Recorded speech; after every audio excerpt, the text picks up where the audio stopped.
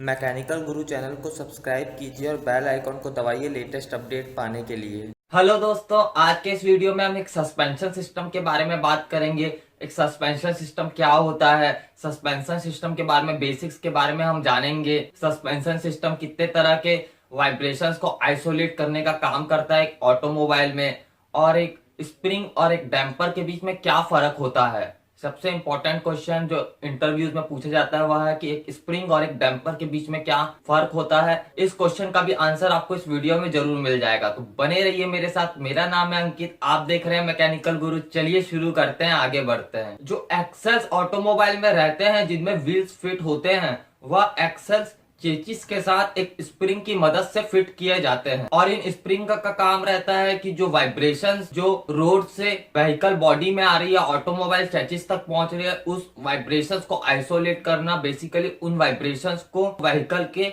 Essential components तक पहुंचने से रोकना ही सस्पेंशन सिस्टम का बेसिक वर्क होता है। तो एक ऑटोमोबाइल का हर वो पार्ट जो कि वाइब्रेशंस को आइसोलेट करने का काम करता है, हम उसे सस्पेंशन सिस्टम कहते हैं। आसान भाषा में कहा जाए तो सस्पेंशन सिस्टम में एक स्प्रिंग रहता है और एक डैम्पर रहता है। जो रोड शॉक्स के द्वारा जो एनर्जी व्हीकल के एक्सेल में पहुंचती है, वह कन्वर्ट हो जाती है वाइब्रेटरी मोशन में इन स्प्रिंग्स में, और इन वाइब्रेशंस को, इन शॉक्स को एब्जॉर्ब करने का काम करता है डैम्पर, और इस डैम्पर को कहा जाता है शॉक एब्जॉर्बर। आपको बहुत सी ऑटोमोबाइल्स में स्प्रिंग और डैम्पर एक ही जगह में देखने को मिल जाएंगे, यानी कि वही स्प्रिंग का भी काम करेगा, वही डैम्पर का भी काम करेगा। लेकिन बहुत से ऑटोमोबाइल सस्पेंशन सिस्टम में आपको स्प्रिंग अलग से देखने को मिलेगा और एक डैम्पर आपको अलग से देखने को मिलेगा। अब इन सस्पेंशन सिस्टम में, इन डैम्पर्स में, स्प्रिंग्स में अलग अलग तरीके के लोड एक्ट करते हैं। उन लोड्स के बारे में बात कर लेते हैं। सबसे कॉमन जो लोड एक सस्पेंशन सिस्टम या एक डैम्पर में लगता है वह है वर्टिकल लोड। जब कोई ब्रेकर आता है, गाड़ी बम्प करती है, या फिर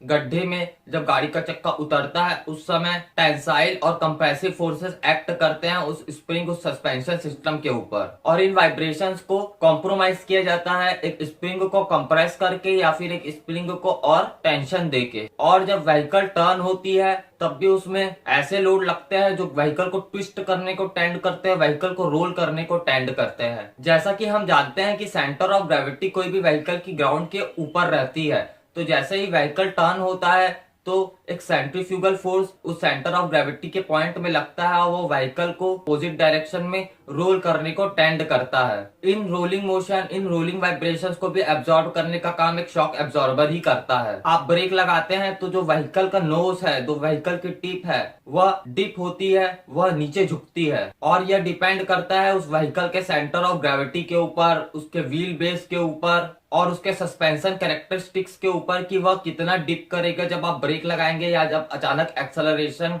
करेंगे तो पीछे के चक्कों में कितना डिप आएगा। इसे भी आइसोलेट करने का, इसे भी कॉम्प्रोमाइज करने का काम एक सस्पेंशन सिस्टम ही करता है। तो अब एक सस्पेंशन सिस्टम के फंक्शन के बारे में बात कर लेते हैं कि आखिर एक सस्पेंशन सिस्टम वर्क कैसे करता है। स्प्रिंग को रोड व्हील्स और बॉडी के बीच में लगाया जाता है। जब व्हील में बम्प होता है या रोड शॉक्स के कारण जो स्प्रिंग है उसमें डिफ्लेक्शन होता है, वह स्प्रिंग एनर्जी अपने में स्टोर करती है, और क्योंकि यह स्प्रिंग मटेरियल इलास्टिक रहता है, इसलिए यह स्टोर एनर्जी के कारण रिबाउंड होती है। यह स्प्रिंग वापस अपने ओरिजिनल पोजीशन तक पहुंचती है, और इस तरह किसी स्प्रिंग में वाइब्रेशन मोशन स्टार्ट होता है, और यह वाइब्रेशन मोशन का एम्पलीट्यूड, इसकी इंटेंसिटी डिक्रीज होते जाती है। उस स्प्रिंग के डैम्पिंग इफेक्ट के ऊपर डिपेंड करता है कि कितने धीरे या कितने तेजी से यह वाइब्रेशन डेसिपेट हो जाएंगे स्प्रिंग से। कई तरह की स्प्रिंग्स आपको एक सस्पेंशन सिस्टम में देखने को मिलेंगी। वहां पे एक स्टील स्प्रिंग हो सकती है, वहां पे एक रबर स्प्रिंग हो सकती है, वहां पे प्लास्टिक स्प्रिंग हो सकती है, एयर स्प्रिंग हो सकती है, हाइड्रोलिक स्प्रिंग भी हो सकती है। स्टील स्प्रिंग्स के अंदर कई तरह की स्प्रिंग, कई तरह की सस्पेंशन सिस्टम की स्प्रिंग आ जाती है, जैसे कि लीफ स्प्रिंग हो गया, टॉर्शन स्प्रिंग हो गया, कॉइल स्प्रिंग हो गया। और रबर स्प्रिंग्स के अंदर compression springs, steel reinforced spring, face shear spring, कई वैरायटी की स्प्रिंग आपको रबर स्प्रिंग कैटेगरी के अंदर देखने को मिलेंगी। अब हम एक शॉक एब्जॉर्बर के बारे में बात करते हैं कि कैसे एक स्प्रिंग और एक डैम्पर को मिला के एक शॉक एब्जॉर्बर बनाया जाता है, कैसे एक शॉक एब्जॉर्बर वर्क करता है और एक डैम्पर और एक स्प्रिंग में क्या फर्क है, एक डैम्पर और एक शॉक एब्जॉर्बर में क्या फर्क है, इस बारे में बात करते हैं। एक स्प्रिंग फ्लेक्सिबल भी होनी चाहिए, साथ साथ में वह मजबूत भी होनी चाहिए। अगर वह स्प्रिंग ज्यादा मजबूत हो गई तो वह रोड शॉक्स को एब्जॉर्ब नहीं कर पाएगी, और अगर ज्यादा फ्लेक्सिबल हो गई तो डैम्पिंग इफेक्ट उसमें कम देखने को मिलेगा, वाइब्रेशंस बहुत ज्यादा देर तक उस फ्लेक्सिबल स्प्रिंग में चलते रहेंगे। तो हमको एक शॉक एब्जॉर्बर या स्प्रिंग ऐसे डिजाइन करना पड़ता है कि वह एक लिमिट तक रिजिड भी रहे और एक लिमिट तक फ्लेक्सिबल भी रहे। अब कई तरह की स्प्रिंग्स रहती है, वह स्प्रिंग का मटेरियल ही वाइब्रेशन को अपोज करने का काम करता है। जैसे एग्जांपल ले अगर हम लीफ स्प्रिंग का, जो कि आपको ट्रक्स में, बसेस में और हैवी व्हीकल्स में देखने को मिलेंगी, तो लीफ स्प्रिंग में हमको डैम्पिंग देखने को मिलती है दो लीव्स के बीच में, जहाँ पे फ्रिक्शन मौजूद होता है, जिसके कारण हमें डैम्पिंग इफेक्ट देखने को मिलता है। और अगर लुब्रिकेशन अच्छे से नहीं हुआ रहेगा स्प्रिंग में, तो आप देखेंगे कि जो स्प्रिंग के दो लीव्स के बीच में फ्रिक्शन है वो वैरी करेगा और डैम्पिंग इफेक्ट भी वैरी करता रहेगा। इसी कारण जो स्प्रिंग के बीच में, स्प्रिंग के लीव्स के बीच में जो फ्रिक्शन है उसे हम कम करते हैं और हम एक डिवाइस के द्वारा एडिशनल डैम्पिंग प्रोवाइड करते हैं, जिन्हें हम कहते हैं डैम्पर्स। तो क्योंकि स्प्रिंग्स के बीच में फ्रिक्शन रहता है, उसके कारण डैम्पिंग इफेक्ट होता है, और जितना अच्छा से लुब्रिकेशन रहेगा दो स्प्रिंग के बीच में, उतने अच्छे से आपको डैम्पिंग इफेक्ट देखने को मिलेगा। लेकिन हम कंटिन्यूअस एक स्प्रिंग में लुब्रिकेशन करना थोड़ा मुश्किल हो जाता है, हर दो लीव्स के बीच में एक certain amount of lubricant present रहना मुश्किल हो जाता है, वहां पे कंटिन्यूअस सप्लाई देना मुश्किल हो जाता है। इसलिए हम अलग से एक डैम्पिंग डिवाइस लगाते हैं जो कि वाइब्रेशंस को आइसोलेट करने का काम करता है, उसे हम कहते हैं डैम्पर्स। और अगर हम रबर स्प्रिंग की बात करें, कॉइल स्प्रिंग्स की बात करेंगे, तो वहां पे जो डैम्पिंग इफेक्ट आपको देखने को मिलेगा वह पूरी तरह से स्प्रिंग में ही देखने को मिलेगा।